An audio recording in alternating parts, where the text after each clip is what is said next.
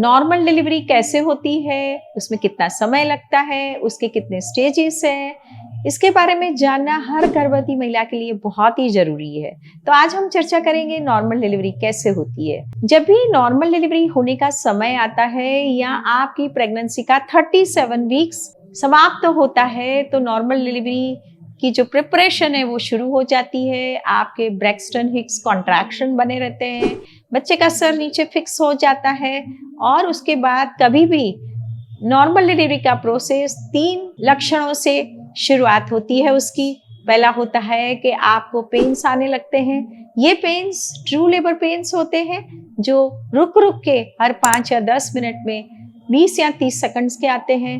साथ में जब नॉर्मल डिलीवरी के प्रोसेस के दौरान जब गर्भस्थ शिशु का नीचे दबाव डालता है तो एक म्यूकस प्लग होता है जो कि बाहर वजाइना के मार्ग से बाहर आता है।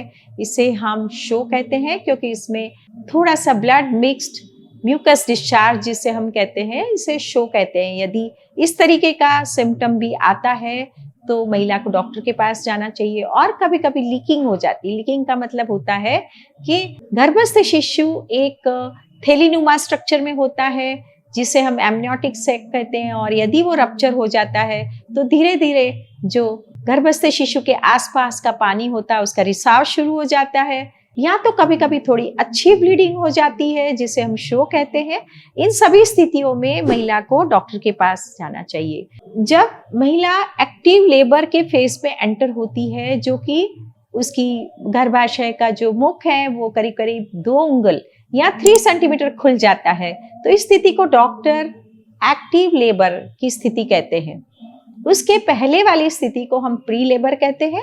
ये फर्स्ट स्टेज ऑफ लेबर होता है और ये जो एक्टिव लेबर में धीरे धीरे जो यूट्राइन कॉन्ट्रैक्शंस हैं ये बढ़ते जाते हैं और साथ में यूट्रस का माउथ भी खुलता जाता है। और ये जो इसका जो समय अवधि रहती है करीब करीब 6 घंटे से लेके 12 घंटे तक रह सकती है, और इस दौरान धीरे धीरे ये प्रोसेस बढ़ता जाता है। उसी दौरान बच्चे का सर नीचे खसकता है और जो गर्भाशय का मुख है वो पतला होता जाता है और वो खुलता जाता है।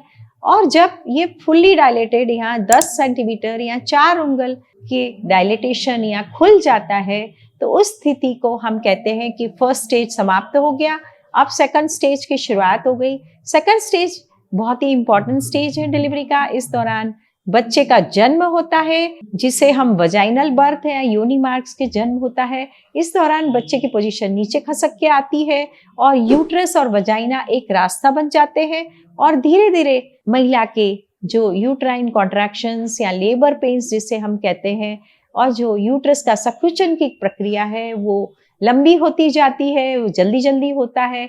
जो कॉन्ट्रैक्शन पहले 30 सेकंड का था अब करीब करीब 50 से 60 सेकंड का हो जाता है। और इस दौरान ब्लैडर भी दब जाता है तो महिला को लगता है कि पेशाब निकल जाएगा। कभी कभी लगता है कि पॉटी के रास्ते में प्रेशर आ रहा है, पॉटी जाने की इच्छा हो रही है। ये सब इसीलिए हो रहा है कि बच्चे का जो हेड है वो नीचे नीचे चला जाता है, ये योनि मार्ग और वजाइनल ओपनिंग के पास आके इसकी क्राउनिंग शुरू हो जाती है। और इसी दौरान डॉक्टर्स महिला को लेबर रूम में ले लेते हैं और लेबर की प्रिपरेशन होती है। महिला को सही पोजीशन में लिटाया जाता है। जो नॉर्मल वजाइनल बर्थ होता है बहुत सारी पोजीशंस में होता है, जैसे सीधे लिथोटॉमी पोजीशन कहेंगे, लेफ्ट लेटरल कहेंगे, वाटर बर्थिंग होती है। इस तरह के जो भी कंडीशन में डॉक्टर कंफर्टेबल फील करता है उसी कंडीशन में महिला को लिटाया जाता है। उसको यदि क्राउनिंग होने लगती है, बच्चे का सिर प्रॉपरली दिखने लगता है तो छोटा सा वजाइनल ओपनिंग पे कट लगा के जगह बना दी जाती है ताकि कुछ इंजरीज ना हो। और इसी दौरान बच्चे का सिर पहले आता है, फिर उसके शोल्डर्स बाद में आते हैं धीरे धीरे करके, और उसके बाद उसके चेस्ट, उसका जो पेट है और पाँव बहुत आसानी से बाहर आ जाता है। तो इसी के साथ सेकंड स्टेज ऑफ लेबर समाप्त होता है और थर्ड स्टेज ऑफ लेबर शुरू होता है। थर्ड स्टेज ऑफ लेबर जैसे आफ्टर बर्थ जिसे कहते हैं हम, प्लेजेंटा कहते हैं, गर्भनाल कहते हैं, ये पीछे रह जाता है। और डिलीवरी के बाद थर्ड स्टेज ऑफ लेबर अब शुरू हो जाता है और जो कि गर्भनाल अंदर है, प्लेसेंटा अंदर है, उसी के लिए यूट्रस की संकुचन प्रक्रिया या कॉन्ट्रैक्शन शुरू रहते हैं और धीरे-धीरे प्लेसेंटा सेपरेट होता है और वो उसी की भी डिलीवरी हो जाती है और इसी को हम थर्ड स्टेज ऑफ लेबर कहते हैं। ये third stage of labour 10 minute से लेके आधे घंटे की अवधि का रहता है और इसी दौरान डॉक्टर डिलीवरी के बाद ये देखा जाता है कि प्लेसेंटा कंप्लीटली बाहर आ गया, मरीज की ब्लीडिंग कितनी है, करीब-करीब 300-400 ml का ब्लड लॉस हो जाता है और डॉक्टर्स इसके बाद वजाइना का इंस्पेक्शन करते हैं कि अंदर कोई इंजरीज नहीं है, अंदर कुछ प्लेसेंटा के अंश तो नहीं रह गए और स्टिचिंग और जो एपिजियोटॉमी जो कट दिया जाता है जिसे एपिजियोटॉमी कहते हैं उसकी स्टिचिंग की जाती है और अब डिलीवरी के बाद का जो 2 से 4 घंटे का समय है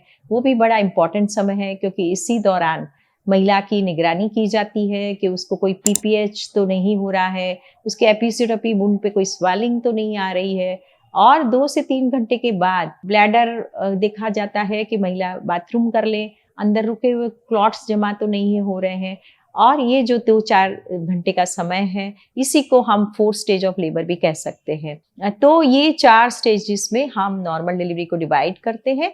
पहले स्टेज के दौरान डॉक्टर ये केयर करते हैं कि मरीज की ब्लड प्रेशर क्या है, उसकी पल्स कितनी है, बच्चे की धड़कन कैसी है, बच्चे का सीटीजी ग्राफ कैसा है, बच्चे की स्थिति नॉर्मल लेबर के दौरान ठीक रहती है कि नहीं या उसमें कुछ जटिलता पैदा हो रही है और यदि ऐसा कुछ होता है तो कभी-कभी डॉक्टर्स कुछ इंजेक्शन लगा के लेबर प्रोसेस की प्रक्रिया को उसको तेज करते हैं या उसको एक्सेलरेट करते हैं और कभी-कभी लेबर को शॉर्ट करने के लिए और भी कुछ विधियां अपनाते हैं। तो इस तरह से नॉर्मल डिलीवरी या नॉर्मल लेबर है उसकी प्रोसेस समझना हर गर्भवती महिला के लिए बहुत जरूरी है ताकि वो अपने आप को उस चीज के लिए प्रिपेयर कर सके और सही ढंग से। और यदि इसीलिए नॉर्मल डिलीवरी हर महिला को एक सुसज्जित या वेल इक्विप्ड हॉस्पिटल में करना चाहिए जहाँ पे पीडियाट्रिशियन हो और क्वालिफाइड गायनेकोलॉजिस्ट हो। तो ये जो सेकंड स्टेज ऑफ लेबर है वो बहुत ही नाजुक स्थिति है, उस दौरान कभी-कभी बच्चे की धड़कन कमजोर हो जाती है, बच्चे को रिससिटेशन की जरूरत पड़ती है, इसी कारण इसकी मॉनिटरिंग का बहुत ज़्यादा इम्पोर्टेंस है। फिर भी नॉर्मल लेबर के स्टेजिंग के बारे में या नॉर्मल लेबर के बारे में आपके कुछ सवाल है तो आप मेरे कमेंट बॉक्स में डाल सकते हैं। इस वीडियो का कंटेंट आपको अच्छा लगे आप इसे जरूर से शेयर करें, मेरा ये वीडियो लाइक करें, मेरा यूट्यूब चैनल सब्सक्राइब करें। नमस्कार, धन्यवाद।